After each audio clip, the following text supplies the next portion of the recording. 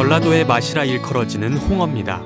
톡 쏘는 시원함과 특유의 향으로 사람들의 입맛을 평정한 지 오래죠. 우리 부부 역시 홍어 맛에 매료돼 홍어와 함께한 세월이 어느덧 24년입니다. 과학적으로 맞춰서 이렇게 고객들이 들여다보니까 소문나게 됐고, 지금은 그 맛이 아니면은요 소비자는 등을 돌립니다. 재료 싼 걸로 해서 맛있는 건 아무것도 없어요. 또 거기다 정성을 들여야 되고요. 곰삭은 홍어와 함께 깊어져 온 우리 부부의 인생 이야기 들어보시죠.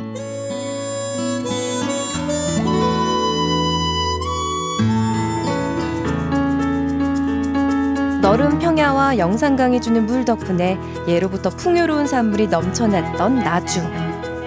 서남해안 바다에서 영산강 물길을 따라 올라 판매됐던 홍어 덕분에 이곳엔 자연스럽게 홍어 거리가 형성돼 있는데요. 그중에 시초이자 터줏대감이 바로 우리 집입니다. 작은아버지께서 하시던 홍어 작업장을 물려받아 2대째 이어오고 있죠.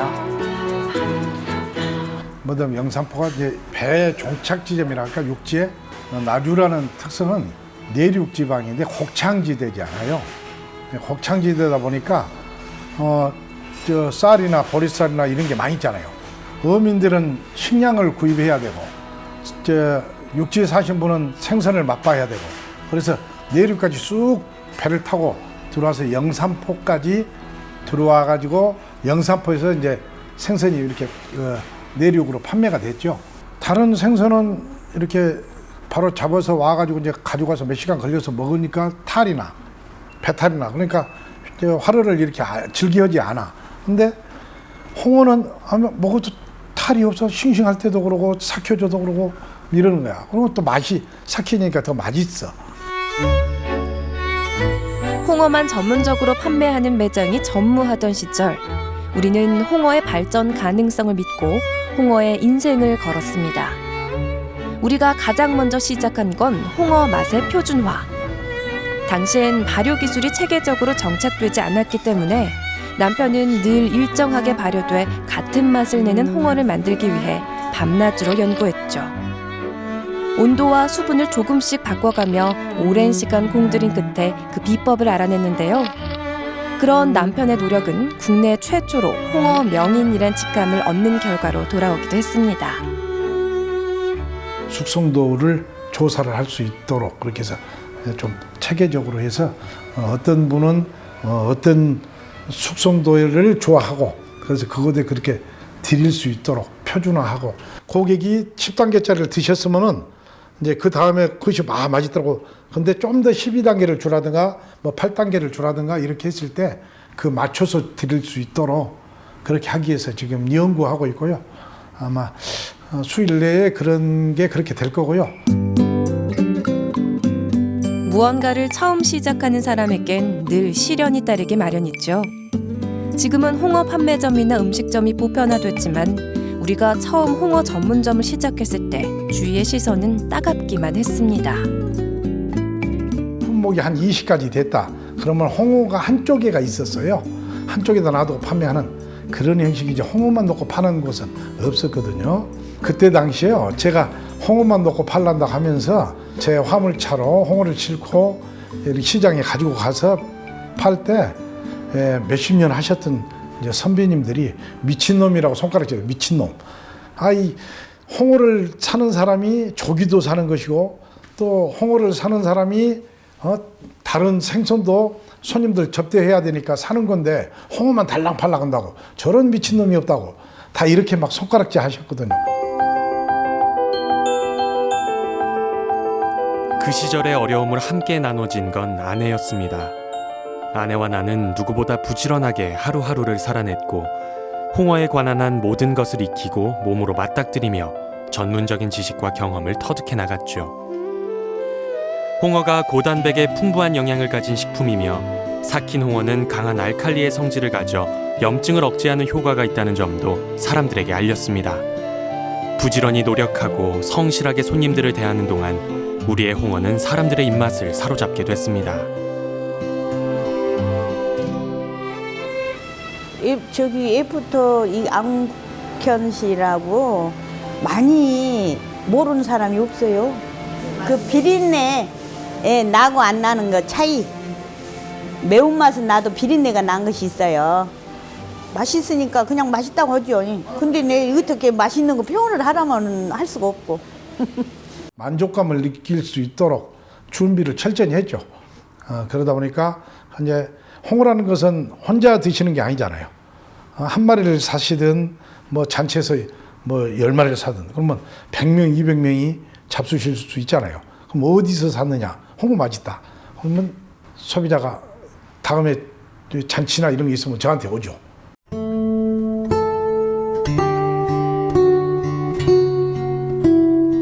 차가운 성질을 가진 홍어는 발효시켰을 때 따뜻한 성질로 변하고 영양 성분 또한 늘어나는데요.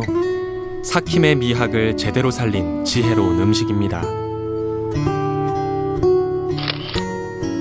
젊은 시절의 아내 모습이 어여쁘죠. 담양이 고향인 아내와 친구의 소개로 만나 26년 동안 부부로 살았습니다. 아이들 넷을 낳아 키우는 동안에도 일을 쉰 적이 없는 아내는 참 부지런한 사람입니다. 간척지 농사를 한 3년 지었어요. 3년째 농사 지어가지고 나주로 이제 장사를 이제 하러 왔어요. 근데 한 1년 정도 하다가 그걸 완전히 다 이제 털어 먹어본 거예요. 망할 수밖에 없는 것인가? 막 이런 고민을 막 하는 거예요. 그래서 내가 찾아낸 게 너는 망할 수밖에 없는 행동과 처신을 했다는 것을 발견하게 됩니다. 제가 아는 여자친구가 온다든가 친구들이 오면은 생선가게 하는 사람이 숨었어요. 숨어 오셨냐고 그러고 내가 팔아야 될 사람이 일개 부끄러워서 숨는 거예요. 직업의식관이 낮은 거죠.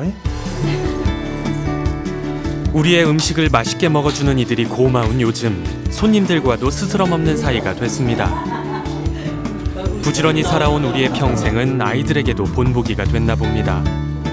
대학 졸업반인 둘째 딸과 하나뿐인 아들은 가게 일을 거들어주는 기특한 녀석들이죠.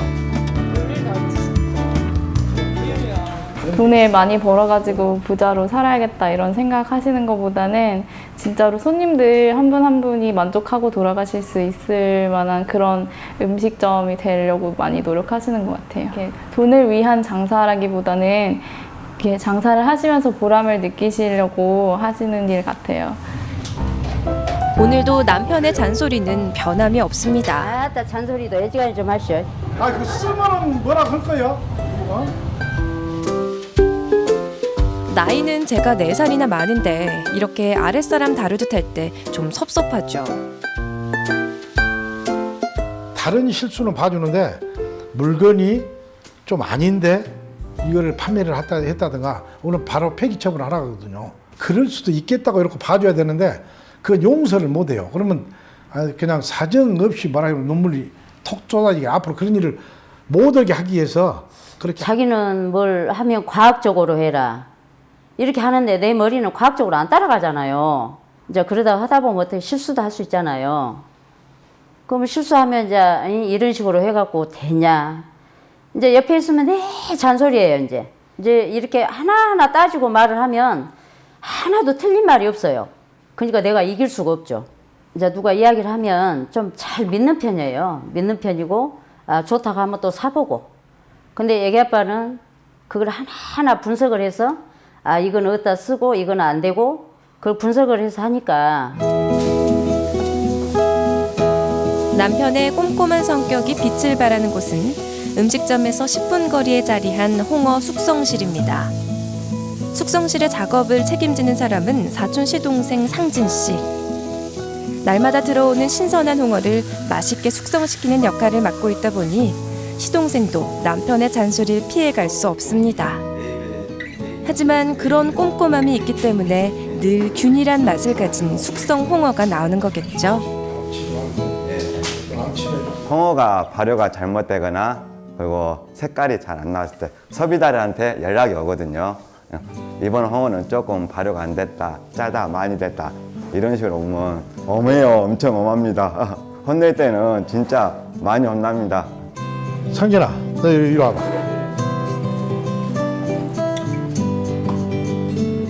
자, 봐봐. 이렇게 선도가 안 좋은 이거는 저 숙성을 시켜놔도 저 짜지거나 이런단 말이야. 완전히 가서 폐기 처분해버려. 여기 넣지 말고. 흑산도와 대청도의 맑은 바다에서 건져 올린 홍어. 크고 싱싱한 홍어는 깨끗이 세척한 후 시동생의 능숙한 손질을 거쳐 부위별로 분리가 됩니다. 깨끗하게 껍질까지 분리하고 나면 시간과 과학의 힘을 빌어 숙성이 되죠. 이제 숙성시키려면 여름에는 30도가 나가버리거나 이렇게 되면은 홍어가 숙성 과정이 급히 삭혀돼 가지고 물러요. 그리고 겨울에는 추우니까 숙성이 안 되죠.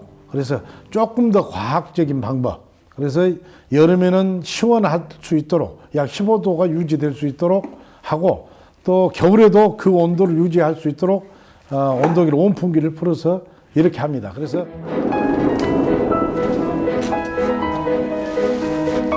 일정한 수분과 염도 그리고 온도를 유지하는 가운데 보름 정도 숙성시키면 홍어의 톡 쏘는 향과 쫄깃한 식감이 얻어집니다.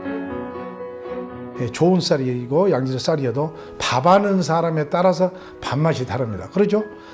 수분이 물이 어느 정도를 갖고 어느 불에다가 밥을 하느냐에 의해서 밥맛이 아차하면 꼬두밥이 될 수 있는 것이고 덜 익은 밥이 아차하면 너무 물이 많아서 족밥도 될 수 있는 것이고 이러듯이 이제 그걸 잘 과학적으로 맞춰서 이렇게 고객들이 들여다보니까 소문나게 됐고 지금은 그 맛이 아니면은요 바로 소비자는 등을 돌립니다. 등만 돌리는 게 아니라 다음에 다른 분이 우리 집에 오시고자 하신 분마저도 말겨요 못 오시게 이런 시대이기 때문에 제가 우리 자식들 먹이는 거 우리 가족들 먹는 음식이라 생각하고 재료도 제일 좋은 걸로 쓰고 싶고 뭐 고춧가루를 써도 고추를 써도 제일 좋은 걸 사서 항상 그걸 빻아서 제가 쓰고 재료 싼 걸로 해서 맛있는 건 아무것도 없어요. 또 거기다 정성을 들여야 되고요.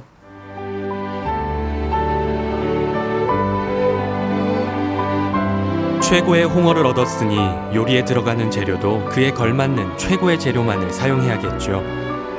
우리는 가장 신선하고 좋은 재료를 가지고 음식을 만들 때 가장 맛있는 음식이 만들어진다는 철학을 지켜가고 있습니다.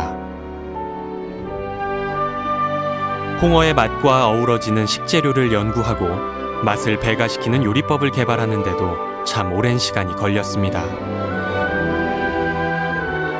무슨 연구가 그렇게 많은지 자다가도 새벽 2시고 3시고 생각이 나면 일어나서 적고 그래요. 메모를 하고 해서 맛있다 하면 그때 요리로 내고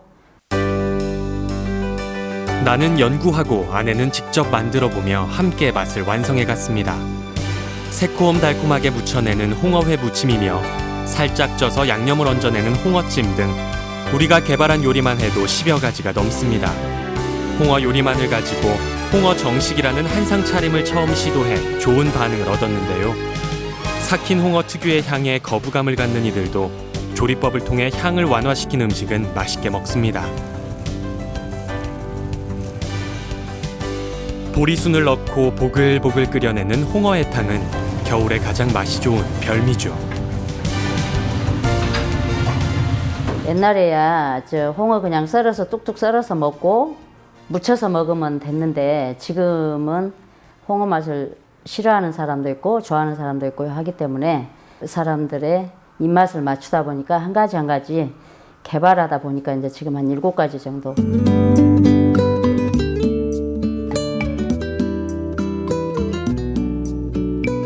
푸짐한 홍어 정식 상차림을 준비할 때면 언제나 마음이 흡족해집니다. 직접 개발하고 정성을 들인 세월이 음식 하나하나마다 녹아들어 있기 때문이죠. 예로부터 전라도 잔치상에 빠질 수 없었던 홍어는 단순한 음식이기 이전에 우리의 전통이고 문화입니다. 전라도의 푸근한 인심과 특유의 맛을 지켜간다는 자부심으로 우리는 음식을 준비합니다. 입소문을 듣고 멀리서 찾아주는 손님들도 고맙지만 우리 집 문턱이 닳도록 찾아주는 단골 손님들이 있어 늘 변함없는 음식 맛을 유지하려고 애씁니다. 이 집은 홍어가 가장 잘 삭혔을 때게 가장 맛있을 때게 내놓은 것 같아요. 그래서 항시 안 빠지고 항시 선호하고 사람들이 자주 오는 것 같아요. 있고 여러 가지 이런 다른 곳에서 이렇게 먹어볼 수 있는 그런 음식들을 이 홍어집에서 내놓으신 것이 늘 와도 똑같은 맛으로 저희들 접해줘서 손님 접대하기에 안성맞춤인 그런 집입니다.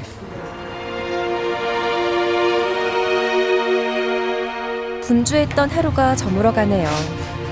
늘 비슷한 일상이지만 단조로운 일상 속에서 나는 행복을 느낍니다. 남들이 인정하는 성공을 거둔 지금도 노력하고 또 노력하는 남편이 믿음직스럽고요. 전국에서 제일 유명한 사람이 돼야 되겠다. 그 정신 하나로 사는 거 그거 하나는 진짜 고맙죠. 저기 돈은 쫓아가면 도망가게 돼 있고요. 고객이 만족을 하시면은 다시 찾아오시지 않겠습니까? 몸에서 홍어 냄새 사라질 틈 없었던 시간들. 부단히 노력했고 누구보다 열심히 살았습니다. 그리고 맛으로 인정받았습니다. 음식을 만드는 이의 책임감과 사명, 그리고 홍어 명인이라는 명예를 지키며 앞으로도 그렇게 살아갈 겁니다.